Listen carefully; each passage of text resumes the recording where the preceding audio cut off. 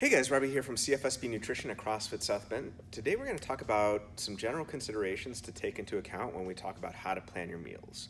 So in the future, I'll probably do more videos that explain how to plan your meals.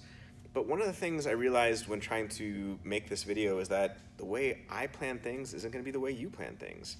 The way I prep meals is going to be different from the way that Rally preps meals, or that Brandon does, or Carl does, or Amy does, or anyone else does.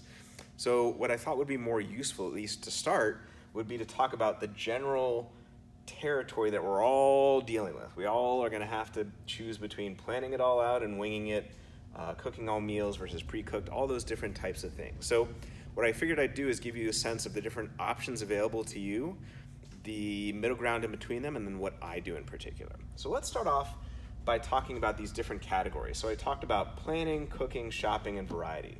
So when you're planning your meals, you have to take account of which point on the spectrum you're going to be at for all of these different categories. So let's talk about planning.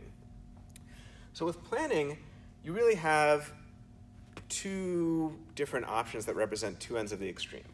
One option is just to plan it all out. That could be plan it all out a week in advance, could be weeks in advance, could be months in advance, if you're an athlete. Option two is to wing it. Now, generally speaking, these all come with benefits and drawbacks. Planning it all out is nice, but you have to put some effort and energy into kind of thinking about what are you going to be able to do and what are you going to be able to make.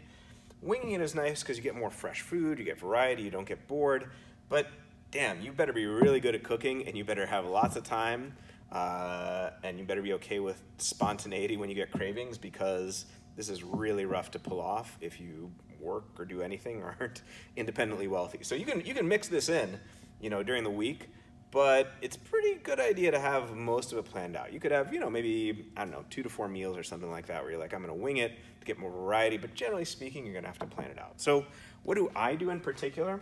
I tend to plan it all out. There's maybe 1 or 2 meals that I'll have kind of a wing it aspect to. I cook I cook, if there are 21 meals in a week, I cook 20 of them. So, for maybe 1 out of the week, I'll wing it. But generally speaking, I'll plan it all out. That may not work for you, but if you are interested in health or performance or longevity or cost cutting when it comes to food, planning it all out makes a big difference, especially with real whole food and things not going bad and having enough for the week. That really makes a difference. So for most people, we're going to need to err more towards the side of planning it out rather than not. Cooking. Are you going to go where it's just a Sunday prep day and you just prep all 21 meals in advance for the week? Or are you going to cook all meals individually? That moment, that day, like Monday you're cooking breakfast, Monday you're cooking lunch, Monday you're cooking dinner, so on and so forth. Now again, there are pros and cons to each. Cook all meals, fresh, warm out the oven, great, tastes better. Pre-cooked, it's ready to go. Generally speaking, if you want to plan your meals, you're going to need to err a little bit more towards this, but you can mix this in as well. Here's a basic fundamental fact. If you work for a living, chances are you aren't going to be able to cook lunch on the spot at work. Probably don't have an oven, probably don't have a stove, so at least for lunch, you're going to have to pre-prep it, period, or have leftovers. But that being said, it doesn't mean that everything needs to be pre-cooked. I personally can't stand the idea of having a microwave meal every single day for 21 meals. I can't do it. Doesn't mean that's wrong for anyone else. If that works for you, awesome. Keep doing it. That's great for you. Everyone's got their different tastes, but for me, I just can't do it.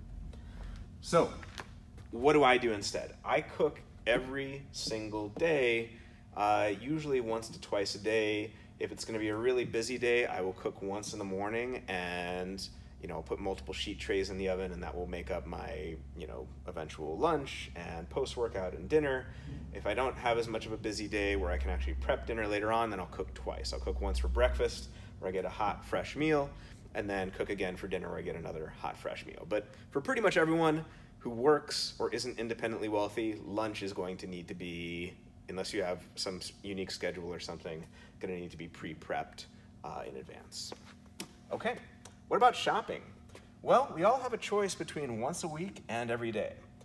Now, here we're talking about real whole food. If you're just eating junk food, you could pre-prep prep once a year, honestly, and get stuff that lasts through the apocalypse that stays shelf stable. But most of us, when we're talking about planning meals, we're talking about real whole food. So once a week to replenish veggies and fruits and fresh meats and things like that. In America, this is what we tend to do because we have bigger fridges and mega stores and all that stuff. The Europeans tend to shop more on a daily basis because they have smaller fridges, they care more about fresh food, they're, fresh ingredients, things like that. Again, this is gonna be pretty hard to pull off for most people. Maybe you could do like a Sunday and a Wednesday, like a twice a week thing. What I personally do is I will go once a week to Whole Foods or Fresh Time or Martin's or Costco, depends on the week and what I need, but those are the places I'll go. Sometimes I'll go a second time. Very rarely I'll go a third time. You have to decide what's right for you, but you just have to realize that with all these things, there's a trade-off. If you go more frequently, that's going to take more time, which takes time away from other things. It'll get you more variety as a benefit and more fresh food, but it'll take away time. So you just have to figure out what works for you. And then lastly, what about variety? So here we have a distinction between all meals being the same and every meal being different. All meals being the same, that kind of gets boring and monotonous, but at least it's there. People who feel like they can eat to live, who view food as fuel, they tend to be okay with this. People who tend to live to eat, who view food as like entertainment, tend to be more like this. But there's a happy medium that you can strike between the two. So I'm gonna share what I do. This doesn't mean it's what you should do, it just means it's an option. So I get a little bit of the monotony, a little bit of the planning ahead, but also a little bit of the variety. So all my meals for Monday and Thursday are the exact same. All my meals for Tuesday and Friday are the exact same. All my meals for Wednesday and Saturday are the exact same. But what that does is it makes it so that all the meals on Monday, all the meals on Tuesday, and all the meals on Wednesday are different. So I have a 3-day span where all the meals are different, and then when it restarts again on Thursday, I have had enough variety where I feel like I can hop back in. I probably couldn't do the same meal all day, every day for 7 days a week. So I get enough variety. The other important thing here is that I circled Wednesday night. I noticed for me early on, a long time ago, that Wednesday night's kind of that hump day was when I would start to crave foods more. I'd get a good few meals in Monday and Tuesday, but Wednesday night is when I would crave more.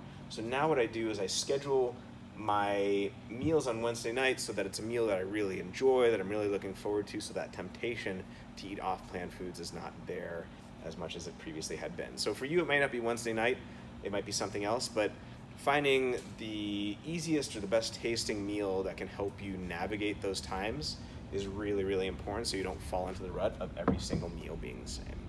All right, guys, so hopefully now you've got a good sense of the different options when it comes to planning your meals. At the end of the day, we all have these same set of options to navigate, and there's no right or wrong answer, just it's what goal are you working towards, what benefits and trade-offs are you willing to make. But in order to do this, you've got to figure out how do you want to plan, how do you want to cook, how do you want to shop, and what kind of variety do you want. All right, guys, thanks so much for tuning in. We'll see you next time.